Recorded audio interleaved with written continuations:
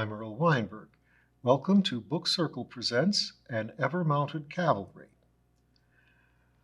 Our protagonist, Ivy, is a young girl who has been evacuated to a rural English village, Oswick, and is spending her first day with her new hostess, Miss Blackholt, who seems to be a rather remarkable lady.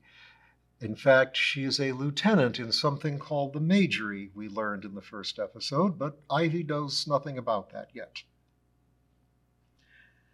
An hour later, Ivy and Miss Blackholt were back at the house. Evening was closing in. Ivy learned that oil lamps are quite adequate to read by, but there was nothing else to do until Miss Blackholt ended the day's work at the AGA and turned on the wireless. Stalin was asking the American president to open a new front in Europe against the Germans. U-boats had attacked Allied shipping in the North Atlantic. "Tomorrow night," Miss Blackholt remarked, "I think I will wait until after the news to turn on the wireless." "Nothing about France tonight," Ivy said. "Is that where your father is?" Ivy nodded. "Well, I wish him all the luck in the world. Or," she smiled slightly, "since he is in France, toute la bonne chance du monde." Ivy asked the question Mr. Cossery had not had a chance to. "Did you learn French in the Channel Isles?" "That was Parisian French. I learned it in class." Ivy waited a moment, but Miss Blackholt did not volunteer where she had learned Channel Island French, so Ivy just said, "Thank you, miss, for the good wishes." Miss Blackholt thought this gratitude sounded almost funereal in its melancholy. She looked at Ivy and said, "I wish I could do more. I know everyone says that, but that doesn't stop it being true." "You are doing more, miss. You're taking care of a wounded soldier." "I meant for your father. The soldier, by the way, doesn't arrive until after midnight, so I don't think you should wait up for him." "Have you met him?" Ivy asked. "No. Oh, and they are sending someone with him, a kind of assistant. He'll be staying at the Peas Blossom, but I think you'll see him around a great deal." Miss Blackholt invited Ivy to use the wireless if she liked, but at the moment Ivy found the ideas of drama, comedy, or music more agitating than interesting or soothing, and though she did not say so, she dreaded the thought of news. Miss Blackholt therefore invited her to look around for a book she liked. In light of the book she'd brought with her, Miss Blackholt handed her Teal's Byways to Adventure, a translation of Maeterlinck's The Life of the Bee, and one of Fabre's Life of the Caterpillar. Thinking of the hives, Ivy flipped through The Life of the Bee. What did melliferous mean? And he seemed to be very concerned with exactly how smart bees were. The discovery of a sign of true intellect outside ourselves procures us something of the emotion Robinson Crusoe felt when he saw the imprint of a human foot on the sandy beach of his island. We seem less solitary than we had believed. The bees would make us less lonely? Ivy thought of the rumbling boxes in the garden, but did not feel less lonely. Instead, she started thinking of her mother and father and found herself weeping. She had been at it a long time, staring without vision at the tear-blurred page, when she was interrupted by a clink at her right hand. Miss Blackholt had put a cup of tea down on the table by the armchair. "Chamomile," she said. "It might help." Ivy thanked her and sipped. She would, she resolved, write to her mother tomorrow. The chamomile tea did not help, so far as Ivy could tell, except as a kindly gesture, but Teal's Byways did. Eventually, she was interrupted by another clink from another cup. "What is your usual bedtime?" Miss Blackholt asked. 9, Ivy answered. "It is 10:30. I think you should go to bed. This tea will help. It's an herbal mixture." Ivy thanked her, sipped it, found it disgusting, and left it. At the end of the chapter, she took the cup up with her to the bedroom and poured it out the window. She changed, put out the lamp, and got into bed. Well, not too bad, under the circumstances, she told herself. Nice enough place. The lady was quite nice, really, interesting and kind, which set Ivy crying again. But after a bit, she only felt empty and, so to speak, just watched herself lying in the strange bed. Then her detached attention wandered out the window, so to speak again, and considered her surroundings. How quiet compared to the city, but not silent. Wind in the trees, occasional bird calls. Was that noise an owl? What the heck was that crashing around? She thought animals were silent in the woods. The owl again. More birds. Always leaves. She woke to the soft sound of a motor. A car passing through the village? It sounded quite near and getting nearer. Yes, it was definitely right outside her window. She got up and looked. It was not a car, but a lorry, big and boxy and unmarked. A motorcycle purred in behind it. Before the headlights went out, in the light reflected off the garage door, she recognized the young soldier, corporal, wasn't it, that had spoken in Channel French to Miss Blackholt. And here was Miss Blackholt herself carrying an oil lamp. She added this light to that of torches held by the corporal and a second man. A third man opened the back door of the lorry. The second man looked a bit older than the corporal, but, as best Ivy could see, also wore some kind of uniform. Not the army-looking uniform the corporal had worn at the pub, but something darker, maybe black. The third man wore something similar. Miss Blackholt and the corporal stared into the lorry, fascinated. "How are you doing, brother?" asked the second man. Well enough, a voice answered. "Here, let me get it on. There. Is it working?" "Yes," said the second man. "Do you need help getting up?" There followed heavy, solid thumping noises, as if the man in the lorry were moving large pieces of furniture around. "No, thank you. Anyway, do you think you could?" "Tendance! Astounding," muttered the corporal. "English," snapped Miss Blackholt, as angry as Ivy had yet heard her. "Quite right," the second man agreed. "If Brother Eugene is taking pains, you can too." He did not speak angrily, but he was preoccupied with staring into the lorry. But the corporal stiffened and said nothing. The thumping had died down. Now there was a bit of scraping, and something pale started to come out of the lorry. It took Ivy a few seconds to understand what she was seeing. The back end of a white horse. The rear hooves waved a bit until they found the ground, then the whole animal backed out. There was a man on its back, hunched over to fit under the lorry's roof. Once out on the ground, he sighed and arched his spine, rubbing the small of his back. At the same time, the horse blew and raised its head high. Then the horse turned so that its rider faced the people on the ground. Ivy got her first good look at him, or as good as the torches and oil lamp allowed. He was an old man with white hair and a full beard. "You must be Lieutenant Blackholt," he said to Miss Blackholt. "Lieutenant?" He leant over to shake hands with her, and the horse ducked its head out of the way. "How do you do, Sergeant?" she answered, shaking. "May I ask you to call me brother, ma'am?" "Certainly." "And before we go in, may I stretch my legs a little, just here in the drive?" "Certainly," Miss Blackholt said again, but the sergeant brother did not stretch his legs. Instead, the horse turned and walked down the little drive, then came trotting back. The horse then stretched like a dog roused from sleep, first down on its front legs, then out on its back. The old man kept balance perfectly, effortlessly, and stretched his arms as if yawning. He wore a soldier's jacket, but in a pale color, and a great deal of heavy scarf around his neck and shoulders. While he and the horse limbered up, the third man pulled a couple of bags out of the lorry. Then the man on the horse followed Miss Blackholt to the garage, where she slid back the door, saying, "Please tell me if this will suit." Still on horseback, he entered. The third man entered with the bags.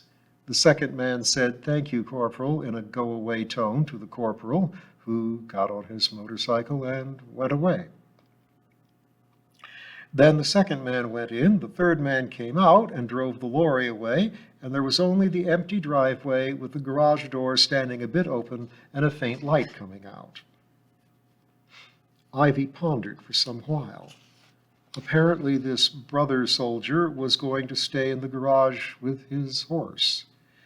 She wondered if he could walk at all, or always had to have the horse. And apparently, Miss Blackholt was Lieutenant Blackholt. Did the other people in town know? Had she just overheard a secret? She went back to bed to continue pondering in warmth and comfort, but soon fell asleep.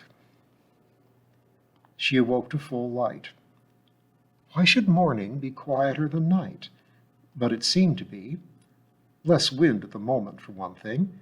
If she listened closely, she heard voices very far off in the village, but no motor sounds.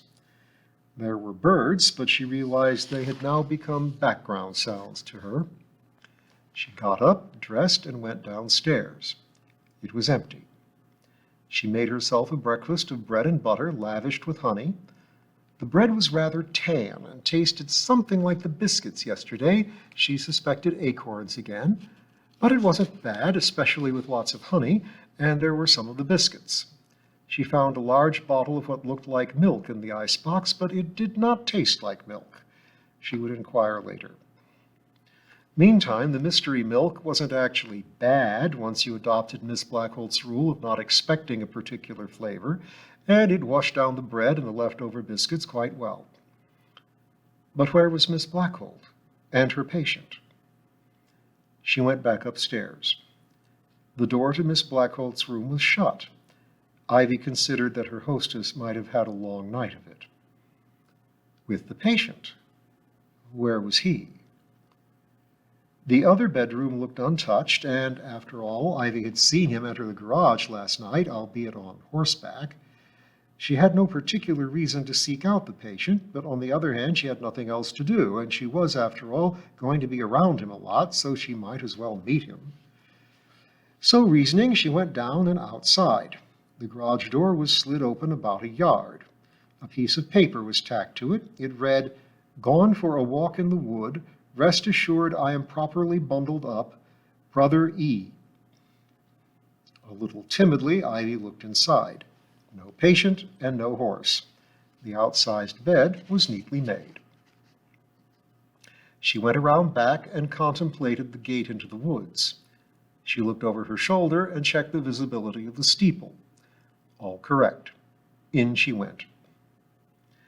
There was a path through bushes, but not very wide. It soon branched, both branches getting narrower. The one she chose fanned out and lost itself in a patch of oaks. She checked the steeple again. Visible, but you had to peer through the trees. She decided to go back, but could not find the path. Well, head for the steeple. Soon enough, she found a path, but had no assurance it was the same one. She decided that if she was not quite officially lost, she was too close to it, so she sighted on the steeple again and headed for it, and so back to the house. Right? Of course. Her path met another. As she stood, trying to recall if she had passed an intersection before, she heard footsteps, quick-booted feet. Soon a man came in sight. It was the young corporal from the pub last night and from unloading the truck later. He stopped dead when he saw her and looked surprised, almost alarmed. "What are you doing here?" he demanded. It was Ivy's turn to feel alarmed. Was she in trouble? Wait, why should she be? Just because he was a grown-up and a soldier? He was nothing to do with her. She almost answered, "I might ask you the same," but could hear her mother telling her not to be fresh. "I was looking for the patient," she said. "I saw the note he left on the door, and I wanted to meet him." The corporal looked less alarmed, but as if he was thinking hard. "Do you think it's a good idea to wander around in the woods?" "Do you?" she thought. She said, "Miss Blackholt said it was all right just to keep the steeple in sight for a landmark." She pointed to it. "Oh, is she up?" the corporal asked. "Not yet," said Ivy. And a look of calculation came into the corporal's face, and it suddenly occurred to Ivy that she had told him no one knew where she was. "I was just headed back," she told him. He nodded. "Good idea." But when she started walking again, he came with her, walking directly behind her, the path being too narrow for two. She walked quickly, but was trying to slow down, trying, in fact, not to break into a run. There was no reason, she told herself, why he should mean her ill. No, but she had seen clear as daylight that he had been thinking what to do about her. There was clopping and rustling, and some yards ahead the patient came out of another intersection onto their path, still on horseback. He and the horse both stared at Ivy and the corporal. Like the corporal, he seemed almost alarmed to see her, or them.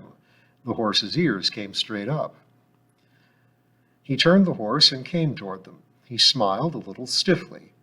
Ivy could see him studying her face, then the corporal's. She heard him murmur, "Ahoy, ahoy, check." Aloud he said, "Corporal Limney, is everything all right?" "Quite all right, sir," the corporal said from behind her, his voice an odd mix of relieved and nervous. "All the better for seeing you. I'm to go back soon, but I thought I would drop by and see if there were any messages to pick up. Then I saw your note, and, do you really think it wise to be out like this, sir?" The patient sighed. The horse blew. "As you see, I'm all bundled up properly, just as I said in the note, and I'm just pottering about here by myself. Or I was," he said, giving Ivy a glassy look, but also bestowing one on Corporal Limney. "Corporal, I've spent the last 2 days shut up in a lorry and stalls and garages. It's like living in a rabbit hutch. I just wanted to get some air and stretch my legs." He looked Ivy over again. "Tell you what, Corporal, you nip on ahead and tell Miss Blackholt that I'm on my way back and am very sorry for any ranigazoo I may have caused. This young lady and I will be right along." "Yes, sir," said Limney, sounding really relieved. He brushed past Ivy, then the patient, and vanished around the horse's rear end. The horse and the patient turned to watch him go. Then they turned back to Ivy and approached. "Was he bothering you, my dear?" the patient asked. "You looked frightened, and you looked relieved to see someone else." What could she say? All he had done was look at her funny. Her dad said this could lead to fights in bars, but surely that was something else. "I think he was angry at me for being about in the woods," she said. "Ah, well, he doesn't seem to be in favor of either of us being in the woods." By now the horse's head was only a couple of steps away. Tentatively, Ivy lifted a hand to pet its nose. "Don't touch his head," the patient said, just a bit sharply. "He doesn't like it." Sorry." All the sharpness was gone again. The horse bowed its head almost between its forelegs as the patient leaned over it to offer his hand. "Let me introduce myself. I'm Brother Eugene Diriclay. And you are Ivy? Miss Blackholt mentioned you last night." "Yes, sir. Ivy Treadwell. Pleased to meet you, sir." They shook. His hand was hard-skinned and warm. He smiled at her, then straightened up. The horse's head rose. "Excuse me," he said. The horse backed up a few paces, then turned around with a lot of crashing into bushes. It and Brother Eugene looked over their shoulders at her, and Brother Eugene said, "The path widens ahead, and we can walk side by side. You won't be stuck looking at, well, it'll be an improvement." While she was walking beside him, Ivy gave him a thorough look over. As she had glimpsed last night, he was an old man with white hair and full beard, both trimmed short. He wore a light gray jacket and pants. They weren't the right color, but the cut looked like a soldier's uniform. He also wore a broad scarf all bundled up, as he had said in his note. The scarf was snow white and rather shiny. Could it be silk? "Are you a monk?" Ivy asked. "Is that why you call yourself Brother?" "That's right. Please call me Brother, too, if you don't mind. It's what I'm used to." Ivy thought it sounded friendly and said so. "Well, it's supposed to, yes." "But you dress like a soldier." "I'm a soldier, too. Sergeant Brother Eugene Diriclay of the Order of St. Martin, if you want the whole rigmarole." "So you outrank him," said Ivy, pointing down the path where Limney had hurried away. "Yes," said Brother Eugene in a thoughtful tone that Ivy thought boded no good for Limney. She looked over his horse and wished she knew more about them. It was white-haired too, with a thin sprinkling of black in the white, just as Brother Eugene had in his hair and beard. Their eyes were the same color of gray-blue. Didn't horses always have brown eyes? "Did you pick your horse to match your hair color?" she asked. He gave a little inaudible laugh. The horse puffed. "It wasn't deliberate, but we are well matched, aren't we?" "What's his name?" She was looking at the horse as she asked this, and saw its eyes go wide. She looked up and saw the monk's eyes were wide too. "Blanco," he said after a little pause. "Means white. Is that Channel French?" "What? No, just Spanish. Who's this?" A man popped out onto the forest path, a soldier, so of course Ivy thought for a moment it was Corporal Limney. But it was someone else. "Brother!" he called, and the voice told Ivy it was the man who had helped with the unloading last night. "Hello, Lieutenant," Brother Eugene said. "Are you here to scold me too? I'm headed back to the stable like a good little plug." "Scold? No." He smiled at Ivy. "Have you been scolding poor Brother Eugene, miss?" "Me? No, it was the corporal." "He didn't actually scold us," Brother Eugene said as the new soldier fell in with them, "but he radiated disapproval." "For Ranny Gazoo," said Ivy. "That's how you say it, isn't it?" Brother Eugene nodded, smiling. "What is Ranny Gazoo exactly?" "Silliness, fuss, bother. It's old slang, as old as me." "Great word," proclaimed the lieutenant. "I'll make sure to use it 3 times today." "Ivy," said Brother Eugene, "this is Lieutenant James Fletcher. Lieutenant, this is Ivy Treadwell. We will be seeing a lot of each other, I expect." "Yes," agreed Fletcher, "and I've only come to bring you to breakfast. Have you had breakfast, miss?" he asked as he shook her hand. "Yes, sir, a while back. Miss Blackhold's acorn bread." "Ah, what did you think of it?" "It's quite good with honey and milk," she said diplomatically, "only I don't think it was exactly milk."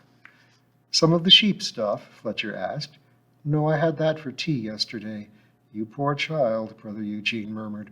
"This was much blander." "Miss Blackhold is a very inventive cook," Fletcher remarked. Ivy remembered this much later. The 3 of them, 4 if you counted the horse, sauntered down the forest path and were soon back at the gate into the garden. The horse tiptoed through it with much more dexterity than Ivy had seen in the horses pulling delivery wagons back home. Circling round to the garage, they found Miss Blackhold waiting in the drive with a large kettle and a covered tray at her feet. Her hair hung down her back in a straight braid, and she wore red and white scarves. "Oh, Ivy, there you are," she said, looking surprised. "Limney didn't mention her?" asked Brother Eugene. "No, he seemed in a rush. He's off and away now." She bent over to pick up the covered tray. "Allow me," said Fletcher, taking it first. "And me," said Brother Eugene. He leaned over. The horse ducked its head so far its nose nearly touched its chest. Miss Blackhold's eyes went wide, and he lifted the big kettle with no apparent difficulty. "Smells nice," he remarked, though his smile was a little wry, and Ivy caught an odor like a freshly mowed lawn. The horse started for the garage, which was apparently fine with Brother Eugene. "It would be nice to have breakfast with you, Ivy," he said to her, "but, well, I'm afraid my meals are very undignified affairs at the moment." "That's all right," said Ivy. "Another time. As I said, I've eaten." He nodded and rose into the garage. She wondered if his meals were undignified because he stayed on the horse. But then, why would he do that? Miss Blackhold followed him in. Fletcher glanced from the garage door to Ivy, looked thoughtful, then said, "Well, let's leave them to it. Care to have some tea with me? It's been a little while since you had breakfast. I had mine up at the pub." He went on, leading the way in. "Good enough, but let's see what Miss Blackhold can provide." A big kettle, just like the one Brother Eugene had taken into the garage, sat on the aga, and the same summery mown lawn smell filled the kitchen. Curious, Ivy lifted the lid. Behind her, she heard Fletcher say, but he seemed unable to think of more. Under the lid, it was dark green. She looked closer. "I think this is grass," she exclaimed. "Is this grass?" She stood aside for Fletcher to look. "Well, I suppose," he started and died out again. "Is this for Blanco?" Blanco? Asked Fletcher. His horse. But why would a horse need its grass boiled? Fletcher shrugged, looking uneasy. Is Blanco sick too? Did he and Brother Eugene get injured together? Was it some kind of gas attack? She had heard that these could damage your digestion. I'm sure they were attacked together, yes, said Fletcher cautiously. So she's trying to cure them together? Yes, definitely, said Fletcher, relaxing and smiling. Ivy stared at the pot. Huh. There were several long-handled spoons to hand. She picked up a clean one. Would it be all right to taste this? She asked. I don't think there could be any harm, Fletcher answered. She took out a small sample, waited for it to cool, then tasted it. It tasted like boiled spinach, but sour. Ugh. Well, I hope Blanco likes it. Yes. Let's see about human food. And we'll see about human food and life with Brother Eugene and Blanco next time.